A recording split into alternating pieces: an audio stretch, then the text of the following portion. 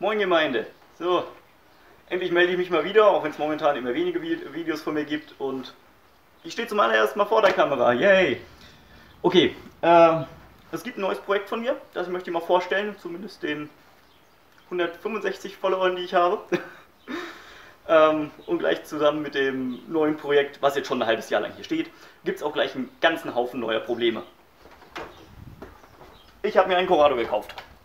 Genauer gesagt ist das hier ein Corrado, Baujahr irgendwann Ende 95, war original mal ein 2 Liter 8 Ventiler, wurde aber vom Vorbesitzer umgebaut auf einen VR6 2,8 Liter mit Motor, kein Buchstaben, AAA.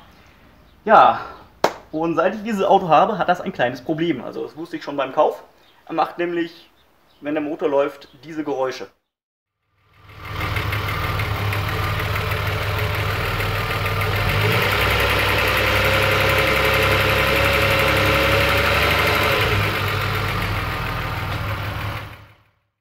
Und diese Geräusche, da war ich am Anfang der Meinung, alles klar, das hört sich doch exakt so an wie ein Hydraulikstößel. Also Motor oben aufgemacht. Leider festgestellt, alle Hydraulikstößel hier sind wunderschön fest gegen Fingerdruck. Auch wenn man jetzt alle durchdreht, alles gut. Also Motor wieder zugemacht, nochmal laufen lassen und das ganze Ding mit dem Stethoskop abgehört. Und man konnte schön hören, dass die Geräusche am lautesten sind hier aus dem Bereich der Kette. Also alles wieder aufgemacht, Kette untersucht. Na, sieht jetzt ein bisschen wackelig aus. Aber dazu sei gesagt, ich habe keine Erfahrung mit Ketten, also das ist das allererste Mal, dass ich an so einem Motor an der Steuerkette arbeite.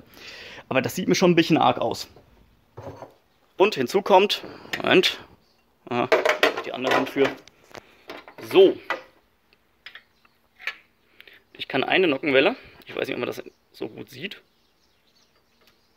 ein ganzes Stück bewegen, ohne dass sich die andere mitbewegt. Und man sieht auch, wie sich die Kette da hinten, wie die hin und her schlackert. So, in dem Zustand ist das hier auch ziemlich übel. Und da könnt ihr euch auch vorstellen, wenn ich jetzt mal hier an der Kurbelwelle drehe, da müsst ihr mir mal ein bisschen vertrauen. Moment. So. Ich drehe mal an der Kurbelwelle und das ist die Drehbewegung, die ich hinkriegen kann, ohne dass sich die Nockenwellen mitdrehen.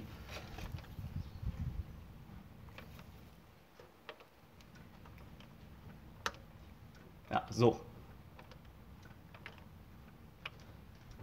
Das ist für mich, für meinen Geschmack schon echt heftig.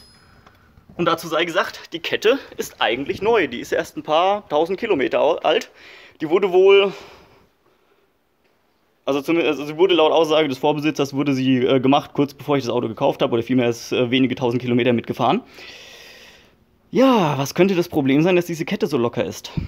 Mir ist ein Detail aufgefallen. Wie gesagt, ich habe von diesen Motoren keine Ahnung. Aber hier hinten, gegebenenfalls zeige ich das auf einem Bild, hier sitzt ja der obere Kettenspanner, der bei dem Motor ja nur mit Öldruck betrieben wird und keine Feder intern hat. Aber hier befindet sich direkt an der Seite die Druckölbohrung, die diesen Kettenspanner versorgt. Und hier quillt Dichtmasse heraus. Allgemein wurden hier alle Dichtungen ziemlich zugeschmiert mit Dichtmasse. Das ist jetzt generell nichts Schlimmes, das mache ich auch gerne mal. Aber mit etwas Pech ist da ein bisschen Dichtmasse in diese Druckölbohrung geraten und behindert jetzt den Kettenspanner in seiner Funktion. Mich wundert das nur, warum ist dann dieses Geräusch so rhythmisch? Ja, jetzt habe ich erfolgreich die Kamera ausgemacht. Warum ist das Geräusch so rhythmisch? Ich habe keine Ahnung. Ich werde es jetzt auch nicht auseinanderbauen, sondern ihr könnt mir in die Kommentare schreiben, wenn ihr wollt, was ihr denkt, was es ist, ob das auch hier wirklich von der Steuerkette kommt. Nächste Woche mache ich mal wahrscheinlich zusammen mit meiner Freundin diesen Motor mal auf an der Stelle und gucke mir dieses ganze Gedöns mal genauer an. Ansonsten zum Thema dieser Druckölbohrung, da ich da selbst keine Erfahrung mit habe, verlinke ich mal unten in der Beschreibung ein Wiki. Das ist vom T4-Wiki, geht es auch um VR6 Motor, aber da ist eine schöne bebilderte Anleitung mit